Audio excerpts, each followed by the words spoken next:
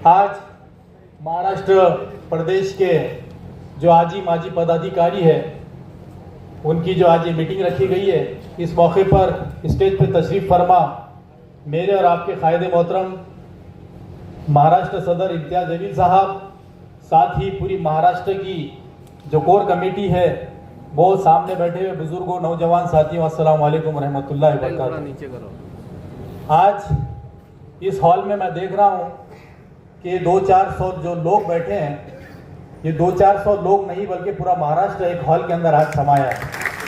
काबिल मुबारकबाद है महाराष्ट्र की पूरी कमेटी, जिन्होंने आज एक बेहतरीन यहाँ पे इंतज़ाम किया, तमाम लोगों को बुलाया और आने वाले इलेक्शंस के बारे में चर्चा की। यहाँ पर दोस्तों, बुजुर्गों और साथियों, इलेक्शन तो आने वाले हैं, उसकी तैयारियां भी चल रही है, लेकिन मैं देख रहा हूँ कि उससे पहले हमारे कायदे मोहतरम बैरिस्टर असदुद्दीन अवैसी साहब, जिनका हमेशा ये कहना है कि हमको हमारी क़यादत को मजबूत करना पड़ेगा, और आज ये तमाम लोग जो अलग अलग इलाकों से, अलग अलग शहरों से, अलग अलग गांवों से यहाँ पर आए हैं, तो क्या वजह है कि आज हम इतना लंबा सफ़र तय करके यहाँ पर पहुँचे हैं। तो मुबारकबाद के हकदार है मेरे कायदे मोहतरम बैरिस्टर असदुद्दीन अवैसी साहब, और उनके नक्शे कदम पर जो चल रहे हैं इम्तियाज़ जलील साहब, ये उनकी मेहनतें और उनकी काविशें हैं कि आज उन्होंने हमारे अंदर एक जज्बा पैदा किया कि अब दूसरों की नहीं, हम हमारी बात करेंगे। दोस्तों, बुजुर्गों, साथियों, इलेक्शन आने वाला है। बहुत सारे लोगों ने अभी कमेटी के सामने अपनी बातों को रखा, और भाई भी अभी कह रहे थे कि भाई इख्तिलाफ अपनी जगह और अखलाक अपनी जगह। इख्तिलाफात जायज़ है, उसको इंतशार में हम लोग तब्दील नहीं करेंगे। देखिए, बड़ा मुश्किल जाता है ये इम्तियाज़ जलील साहब के वास्ते कि जब इलेक्शंस आते हैं तो किसी वार्ड से 10, किसी वार्ड से 5, किसी वार्ड से 20 ऐसे उम्मीदवार और इच्छुक होते हैं, और होना भी चाहिए। ज़रूरी है, हर इंसान यहाँ पे जो बैठा है सियासत में अपना एक मुकाम हासिल करना चाहता है, ज़रूर उसका लक्ष्य होना चाहिए। लेकिन हमारे अंदर ये डिसिप्लिन, जब तक हम मजलिस इत्तेहादुल मुस्लिमीन के अंदर है, तो ये बात हमने पहले सोच लेना चाहिए कि पार्टी का फैसला आखिरी फैसला रहेगा। हम पार्टी के फैसले के, हर फैसले के साथ जो है तो हम खड़े रहेंगे। जब तक हमारे अंदर ये सिफत नहीं आएगी, तो हमारी पार्टी के लिए जो दिन और रात इम्तियाज़ जलील साहब, बैरिस्टर साहब, तमाम लोग जो ये लोग मेहनतें कर रहे हैं, वो हमें शायद नुकसान पहुंचा सकती है।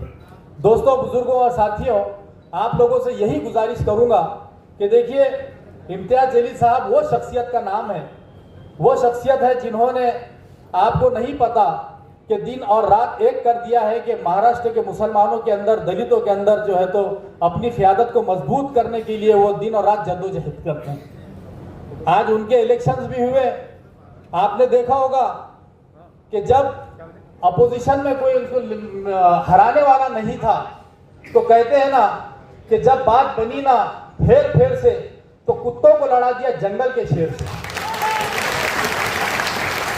आज इम्तियाज़ जलील साहब की कमी न सिर्फ औरंगाबाद शहर बल्कि पूरे महाराष्ट्र को यकीनन होती है, क्योंकि इम्तियाज़ जलील साहब में अल्लाह ने वो खुदादाद सलाहियतें दिया है। तो हमको भी ये चाहिए कि हम हमारी लीडरशिप को किस तरह और आगे लेकर जा सकते हैं।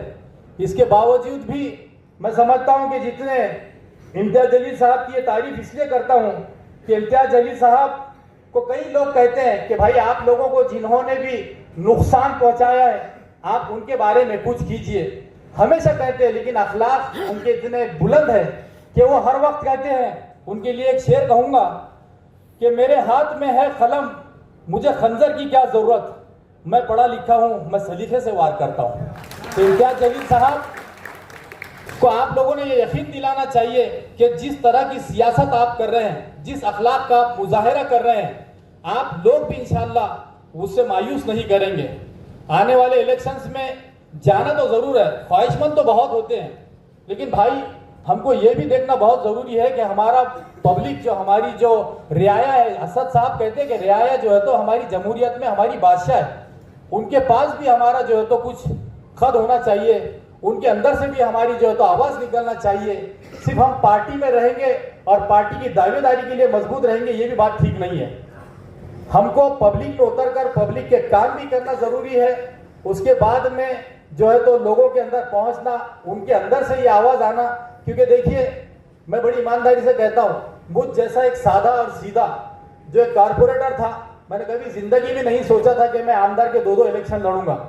मैं शुक्रिया अदा करूंगा मेरे कायदीन का, इम्तियाज जलील साहब का, असद साहब का, कि मुझ जैसा एक अदना सा सिपाही जिसने 2-2 एमएलए के इलेक्शन लड़ा, एक मरतबा 70,000 के करीब और एक मरतबा 80,000 के करीब वोट लिया।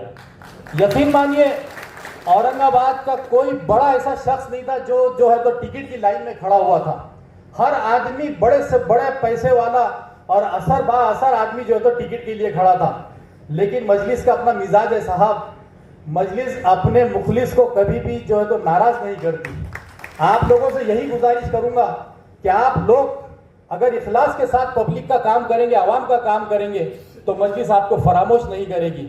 मैं आप लोगों से यही गुजारिश करूंगा कि जो भी पार्टी के फैसले होंगे, इंशाअल्लाह आप लोग उसके ऊपर लब्बैक कहेंगे और इंशाअल्लाह मजलिस इत्तेहादुल मुस्लिमीन महाराष्ट्र के अंदर आपके ऊपर किसी 1-2 लोगों की नजर नहीं है, आपके ऊपर पूरे महाराष्ट्र की सियासत की नजर है साहब। आपको ये साबित करना है कि यहाँ से एक नया सियासी इंकलाब आ चुका है और बैरिस्टर असदुद्दीन अवैसी साहब, अकबर साहब और इम्तियाज जलील साहब के हाथों को हम लोग इंशाअल्लाह मजबूत करेंगे।